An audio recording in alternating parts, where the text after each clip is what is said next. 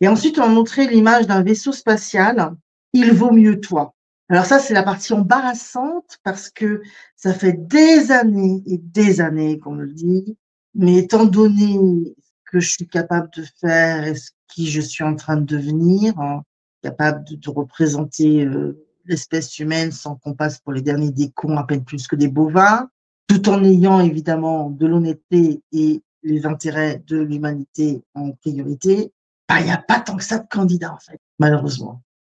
Alors, pour ceux qui diraient que, ouais, il y a l'ego qui me pousse de trop, machin et tout, je me permets une digression. Nous étions 3 à pouvoir tenir ce rôle. Les 2 autres étaient des hommes.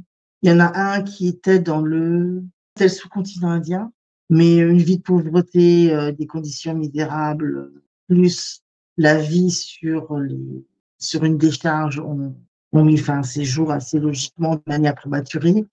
L'autre qui est décédé un peu plus tôt, je ne sais plus pourquoi. Donc nous étions 3 à pouvoir tenir ce rôle et les 2 autres étaient des hommes. Les 2 autres ne sont plus de ce côté de la barrière, donc il reste moi. Donc ceux qui ont essayé de me tuer, je vous plains. Mais dans les métiers qui sont les nôtres, quand on arrive à un certain niveau d'efficacité, de connaissance, d'instruction, et qu'on a su rester en dehors de l'ego, qu'on a su rester dans l'honnêteté, nous sommes dans des engagements, dans des responsabilités où tant que le corps il tient debout, et même si le corps ne tient pas debout, de toute façon, tu fais et puis c'est tout. Notre corps sert à interfacer ici.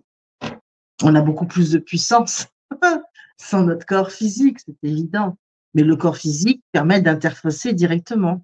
C'est pour ça que ceux qui s'en prennent à nos corps physiques, qui sont assez cons pour le faire, bah, tant pis pour eux. Voilà, c'est dit.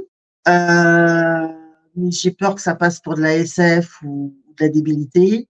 Donc j'avais quand même beaucoup gardé ça pour moi, hein, sans vouloir vous vexer.